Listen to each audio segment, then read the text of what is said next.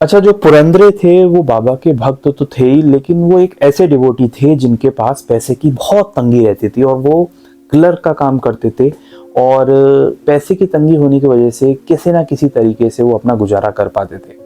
लेकिन वो बाबा के भक्त थे और बाबा की उन पे पूरी कृपा थी, तो उनकी कभी भी जो है अड़चने या काम कोई रुका हो ऐसा कभी भी नहीं हुआ, उनके काम बन ही जाते थे।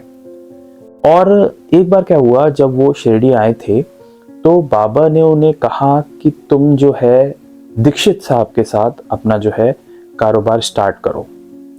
वहीं दीक्षित साहब जहां एक तरफ से एक लीडर व्यक्ति, बहुत पैसे वाले, बहुत रईस, बहुत लकी व्यक्ति, वहीं दूसरी तरफ पुरंदरे बिल्कुल अपोजिट, जहां पर उनके पास बिल्कुल पैसा नहीं, ना ज़्यादा कोई एक्सपीरियंस, और हमेशा किसी न किसी फाइनेंशियल क्राइसिस से जूझने वाले।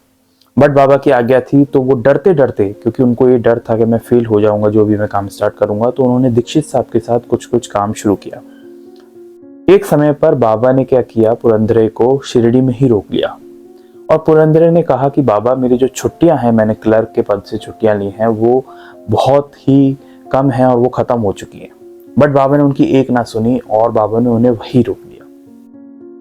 अब पुरंदरे शिरडी रुक गए और काफी दिनों तक बाबा ने उन्हें शिरडी रोक कर रखा। और जब वो शिरडी से लौटते हैं अपने घर, तो जो उनका ऑफिसर होता है, जो जहां पर वो क्लर्क का काम कर रहे थे, वो उनसे कहता है कि तुम इतने दिन कहाँ थे और इतनी छुट्टियां तुमने ले ली, तुमने मुझे बताया भी नहीं, तुम्हारी हिम्मत कैसे हुई इतनी छुट्टियां लेने की बिना बताए।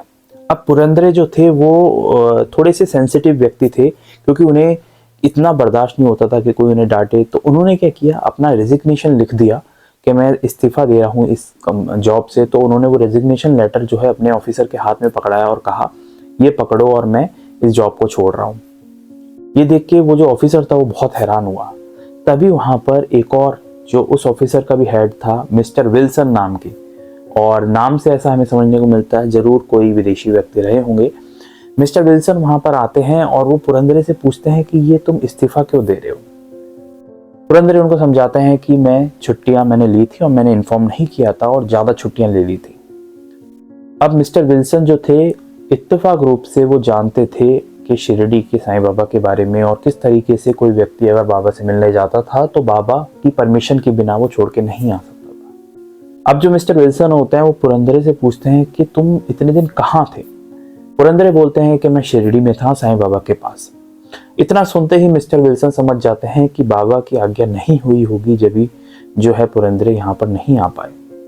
और ये समझकर विल्सन क्या करते हैं, वो इस्तीफा का लेटर लेते हैं और उसे फाड़ के फेंक देते हैं और पुरंदरे से कहते हैं, तुम नहीं इस्तीफा दे रहे हो और तुम चिंता मत करो और अपनी जो है जॉब बरकरार रखो। ये कह के विल्सन पुरंदरे को समझा देते हैं और विल्सन भी जानते थे। और यहीं पर अगर आप एक बात देखें तो बाबा ने पुरंदरे को अपने पास रोका तो था और छुट्टियां भी ज्यादा कराई थी, बट बाबा किसी ना किसी वजह से रोकते थे। और बाबा ये बात जानते थे कि अगर मैं दीक्षित साहब के साथ इनको किसी काम में लगाऊं तो इनको मुनाफा होगा, और बाबा हमेशा उनके बारे में सोचते थे। और बाबा ये भी जानते थे कि अगर ये ज्यादा दिन यहाँ रुकेगा तो इसके ऑफिसर इसको डांटेंगे। लेकिन बाबा ने इस तरीके से पूरी रचना की कि इनके ऑफिसर ने इन्हें डांटा लेकिन निकाला नहीं। और जो हेड ऑफिसर था विल्सन, वो जानता था कि बाबा की परमिशन के बिना कोई शिरडी नहीं छोड़ सकता, इस वजह से उसने पुरंदरे को माफ कर दिया शिरडी रहने के लिए।